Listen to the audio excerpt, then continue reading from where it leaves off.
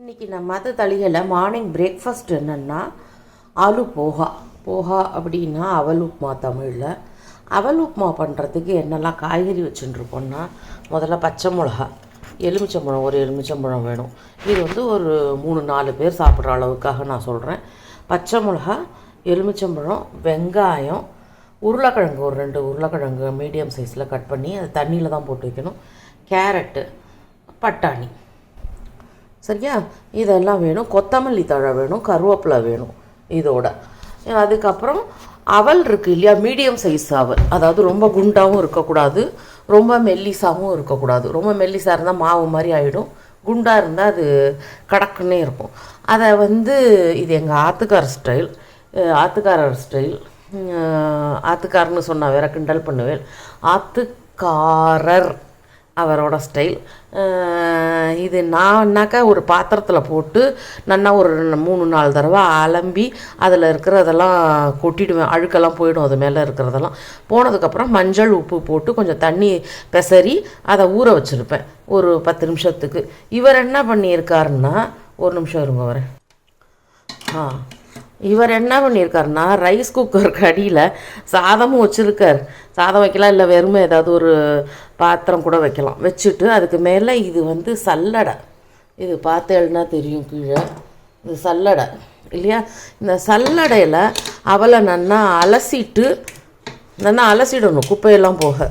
குப்பை, இந்த தூசி, அதெல்லாம் தவிடு அதெல்லாம் இருந்தால் போயிடும். அதை போக நல்லா அலசிட்டு அதில் கொஞ்சம் லைட்டாக எண்ணெய் தடவி, இது சாதம் ஆகிற நேரம் வரைக்கும் இதில் மஞ்சள் பொடியும் உப்பையும் போட்டு இதில் வச்சுருக்கார், ஸ்டீம் பண்ணுறார். அதாவது ரைஸ் குக்கரில் சாதம் ஆகிற அளவுக்கு இதுவும் வெந்துக்கும். கொஞ்சம் ஒரு மாதிரி நல்லா, அதில் தண்ணி இல்லை பாருங்கள், இப்போ பார்த்தீங்கன்னா உதிரியாக தான் இருக்கும். தண்ணி இப்போ கிடையாது, அதையெல்லாம் ஒட்டை போயிடுத்து, கீழையும் வடிகட்டி இல்லையா, அதில் போயிடுத்து. ஆனால் இதில் இருக்கிற அந்த ஸ்டீமில் அது கொஞ்சம் ஒரு மாதிரி ஊறின மாதிரி நல்லா ஆகிக்கும். அதுக்கப்புறம் நம்ம எப்படி பண்ணுறதுன்னு பார்க்கலாம். ஓகே, இது ஆகட்டும். இப்போ நம்ம சாதத்தோடு வச்சுருந்தோம் இல்லையா, அவல் வேக வச்சுருந்தோம் இல்லையா, கையை வச்சுட்டேன் தெரியாமல் சுட்டுருத்து. சாதமும் ஆகிடுத்து, அந்த அவலும் கொஞ்சம் ஓரளவுக்கு நல்லா பதமாக ஆகிடுக்கு, சாஃப்டாக. இப்போ முதல்ல இழுப்பச்சட்டி வச்சுட்டு அதில் கொஞ்சம் எண்ணெயை வச்சுருக்கார். இப்போ அந்த உருளைக்கிழங்க தண்ணியை வடிச்சிட்டு அதில் போடணும், போட்டு அதை வறுத்துக்கணும். இது நான் பண்ணுற மெத்தடு வேறு, அதை நான் இன்னொரு தடவை பண்ணி காமிக்கிறேன். இது இவர் பண்ணுற ஆத்துக்காரர் பண்ணுற மெத்தடு வேறு, அதனால் அவர் மெத்தடில் நான் உங்களுக்கு சொல்லித்தரேன். தேவையான சாமான் ஆல்ரெடி சொன்ன மாதிரி இதில் கருவேப்பிலை, கொத்தமல்லி ஆட் ஆகிருக்கு, பச்சை மிளகா, கருவேப்பிலை, எலுமிச்சம்பழம், வெங்காயம், கேரட்டு, பட்டாணி, கொத்தமல்லின்னு ஃபுல் செட்டு எடுத்து வச்சுருக்கு. இங்கே இப்போ உருளைக்கிழங்கு கொஞ்சம் நல்லா வெந்துருக்கு, பெருசில் தான் வச்சுருக்கார் அடுப்பு. இன்னது பண்ணலாமா? பெருசில் வச்சு கையோடு வறுத்துட்டே இருக்கணும், கை விடாமல். இப்போ அடுப்பை கொஞ்சம் சிம்மில் பண்ணிட்டார், ஏன்னா அது நல்லா வேகணுமா. ஏன்னா மற்றதெல்லாம் ஈஸியாக வெந்துடும், இந்த உருளைக்கிழங்கு வேகாது, கேரட்டுமே வேகாது. அதையும் வேணால் போடலாமா அதில்? இப்போ இல்லையா. இப்போ இது ஓரளவு வதங்கினோடனே தனித்தனியாக ஆகிடுது பாருங்கள். முன்னாடி ஒன்றோட ஒன்று ஒட்டிகிட்டு இருந்தது அந்த ஸ்டார்ச்சினால், இப்போ அது இல்லை, தனித்தனியாக ஆனவுடனே இனிமேல் எடுக்கலாம். இல்லை, இனிமேல் இதை தனியாக இப்போ எடுத்து வச்சுட்டுறணும் ஒரு தட்டில்.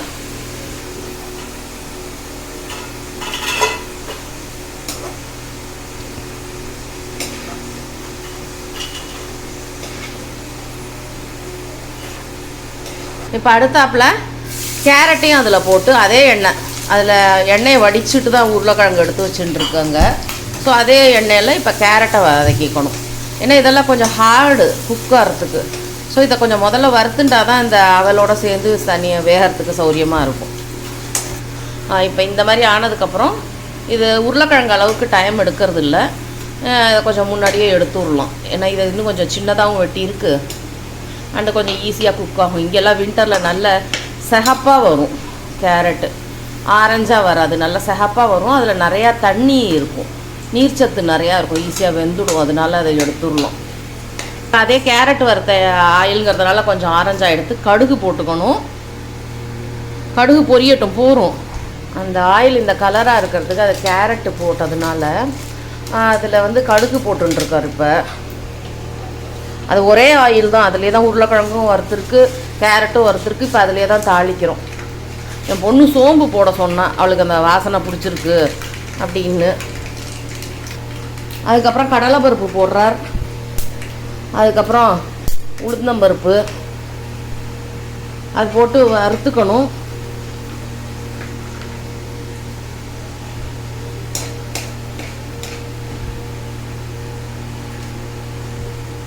எங்கள் அத்துக்காருக்கு எல்லாத்துலேயும் நிலக்கடலை போடணும். பட்டாணி போட்டாலும் நிலக்கடலை போடுவார். இது இல்லைன்னா பட்டாணி கிடைக்காத நேரத்தில் தான் கடலை நான் போடுவேன். அவருக்கு எல்லாத்துலேயும் ரெண்டையும் சேர்த்து சேர்த்து போடுவார். அதனால் நிலக்கடலையும் போட்டிருக்கார். அப்போ பருப்பு சவந்துருட்டு. பொண்ணுடைய விருப்பத்துக்காக கொஞ்சமாக சோம்பு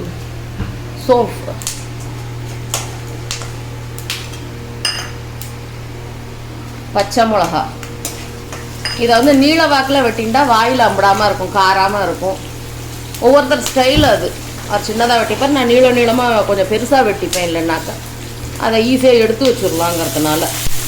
அதுக்கப்புறம் அதில் பட்டாணியை போடுறாரு. முதல்ல கருவேப்பிலையை போடுவேன் நான், அவர் பட்டாணியெல்லாம் போடுறாரு. இப்போ நிலக்கடலையும் பட்டாணியும் போட்டிருக்கேன். கருவேப்பிலை போடலையா? இப்போ கருவேப்பிலை போட்டிருக்கேன். அதை கையால் எடுத்து போடுங்களேன், நல்லாயிருக்கும். இப்போ என்னெல்லாம் போட்டிருக்காருன்னா கடுகு, உளுந்தம்பருப்பு, கடலைப்பருப்பு, சோம்பு, பட்டாணி, பச்சை மிளகா, கருவேப்பிலை, நிலக்கடலை. இந்த அளவுக்கு வதங்கின உடனே வெங்காயம் போடுங்களேன். கொஞ்சம் பட்டாணி இப்போ இந்த மாதிரி வெந்திருக்கு பாருங்க, கொஞ்சம் அது. அப்போ இந்த வெங்காயத்தை போடணும். நல்லா கையால் எடுத்து போட்டுருங்க. வெங்காயம் போடணும். வெங்காயத்தை இப்போ அதோட சேர்த்து நல்லா வதக்கிக்கணும். வெங்காயம் கொஞ்சம் நல்லா வதங்கிட்டுனா கொஞ்சம் கிளாஸியாக ஆகும், கொஞ்சம் டிரான்ஸ்பரண்ட்டாக ஆறாப்பில் இருக்கும். அப்போ இருக்கிறச்ச இந்த கேரட்டையும் உருளைக்கிழங்கையும் அதில் போட்டுறணும். இப்போ இந்த கேரட்டையும் உருளைக்கிழங்கையும் அதோட சேர்த்துன்றேன்.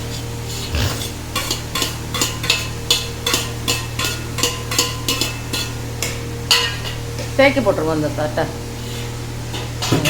போட்டுன்ட்டு. இந்த காய்கறிக்கு தேவையான உப்பு, நம்ம அவலுக்கு தேவையான உப்பு போட்டிருக்கோம், கொஞ்சமாக போடுவோம். இந்த காய்கறிக்கு தேவையான உப்பை இதோட சேர்த்து போட்டோம்னா காய்கறி உள்ள உப்பு இறங்கிக்கும், ப்ளஸ் சீக்கிரமாகவும் வேகும். அது அந்த காய்க்கு தேவையான உப்பை இப்போ இந்த வதக்கரைச்சியே போடணும். இப்போ அது வேகிற வரைக்கும் கொஞ்சம் இதை மூடி வைக்கணும். அதுக்குள்ளே இது வெந்தது இருக்கு இல்லையா, இதை தனியாக எடுத்து வச்சுக்கணும். இதில் இப்போ இந்த வேக விட்டதுனால இந்த மஞ்சள் பொடி பச்சை வாசனையெல்லாம் போயிருக்கும் இதில். அதையும் தனியாக இப்போ எடுத்து வச்சுக்கணும். காய்கறி வேகரிச்சு இது ரெடியாக எடுத்து வச்சுக்கணும். இப்போ இருக்கிறதுலே பெருசான உருளைக்கிழங்கு இந்த கத்தியால் முன்னாடி நான் ஒரு இதில் ரெசிப்பியில் சொல்லியிருக்கிற மாதிரி கொஞ்சம் அப்படி கட் பண்ணி பார்த்தா, இல்லை கத்தி வச்சு குத்தி பார்க்கலாம், ஈஸியாக இறங்கும். இல்லை டூத்பிக் வச்சு குத்தி பார்க்கலாம், அதெல்லாம் ஈஸியாக உள்ளே போச்சுன்னாலோ, இல்லை இந்த மாதிரி கரண்டியால் உடைக்கிறச்சு ஈஸியாக ரெண்டாக உடஞ்சாலோ வெந்துருக்குன்னு அர்த்தம். ஸோ இப்போ இது வெந்துருத்து. நம்ம அந்த வேக வச்சுருக்கிற அவல், மஞ்சள் பொடி, உப்பு அதில் அவ்வளோதான் இருக்குது. கொஞ்சம் நல்லா அலசிட்டு அது பார்த்தேன்னா நல்லா தெரியும். சல்லடை, மாவு சல்லடையில் தான் நம்ம பண்ணியிருக்கோம். அது கீழேருந்து என்ன ஸ்டீம் வருங்கிறதுனால அதில் வச்சுருக்கேன். ஸோ இப்போ இதோட சேர்த்து இதை நல்லா கலந்து விடணும். இப்போ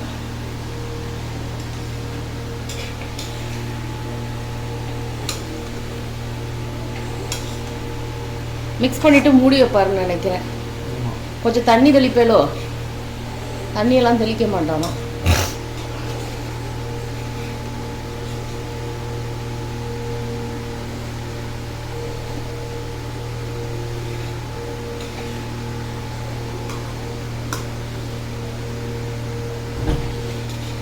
நல்லா எல்லாம் மிக்ஸ் ஆகணும், ஒன்றோட ஒன்று மிக்ஸ் ஆகணும். மஞ்சள் பொடி, உப்பு, அப்போ தான் ஒரு சீராக வெந்து ஒரு மாதிரி டேஸ்ட்டு கிடைக்கும். இது இங்கே வந்து பாசிப்பயிறு தோசாயின்னு இருக்குது என் பொண்ணுக்கு, அது எங்களுக்கு, இது என்னுடைய பொண்ணுக்கு பாசிப்பயிறு தோசை.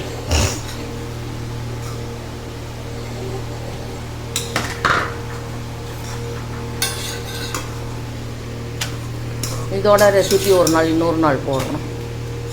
நல்லா பண்ணுவேன் என் பொண்ணு. இப்போ நல்லா எல்லாம் மிக்ஸ் ஆகிடுது. இப்போ தட்டு போட்டு மூடி வச்சிடணும். அந்த ஆவியில் இன்னும் கொஞ்சம் வெந்துக்கும். சிம்மில் இருக்கணும் அடுப்பு. இப்போ இது நல்லா வெந்துடுத்து. இதில் எலுமிச்சம்பழம் புழிஞ்சிருக்கார். இன்னும் கொஞ்சமும் புழிஞ்சுடுங்கப்பா. புளிப்பு நல்லா இருக்கும். அத்தனை இதுக்கு போகாது. இன்னொன்னே புழிஞ்சுடுங்க இதையும்.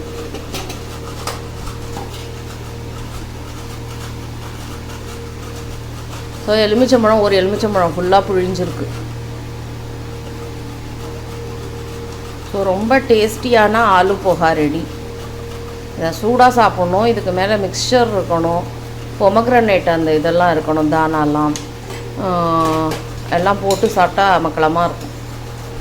அதெல்லாம் இல்லைப்பா.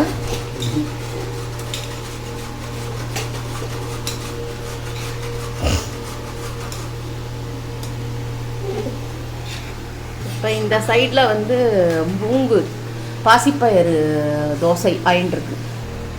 வெரி சாரி, அது வந்து பாசிப்பயிறு இல்லையோ, ஏதோ மில்லட்டம். நான் பண்ணாதனால எனக்கு தெரியலை, சாரி. மில்லட்டு தோசை. அதில் வந்து பன்னீர் கிரேட் பண்ணி வச்சுருக்கா, அதை போட போகிறான்.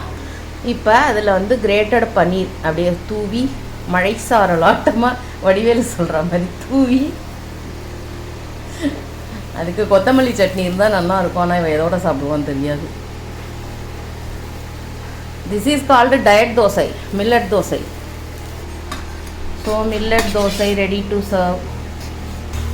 Also aloo poha ready to serve. Today's breakfast, millet dosai and aloo poha.